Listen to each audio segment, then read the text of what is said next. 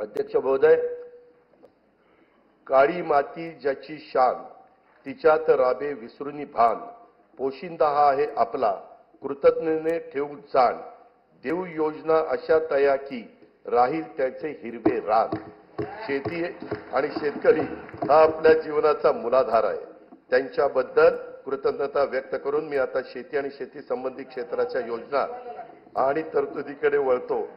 नानाजी देशमुख कृषी संजीवनी प्रकल्पाचा दुसरा टप्पा 21 जिल्ह्यातील 7201 गावांमध्ये राबवण्यात येत असून या प्रकल्पासाठी सन 2025-26 मध्ये 351 कोटी 42 लाख रुपयाचा नियतव्यय प्रस्तावित आहे।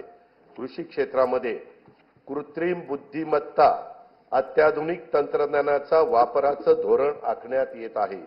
शेतकऱ्यांना पीक नियोजनाचा सल्ला देणं, उत्पादन खर्च शेतकऱ्यांचा कमी करणं, उत्पादकता शेतकऱ्यांची वाढवणं, दर्जेदार शेतमालाचे उत्पादन तसेच शेतमालाला हक्काची आणि शाश्वत बाजारपेठ मिळवून देणं यासाठी शासकीय, निमशासकीय व खासगी क्षेत्रात उपयुक्त असलेल्या प्रणाली शेतकऱ्यांच्या पर्यंत पोहोचवण्यासाठी कृत्रिम बुद्धिमत्ता तंत्रज्ञानाचा वापर करण्यात येणार आहे।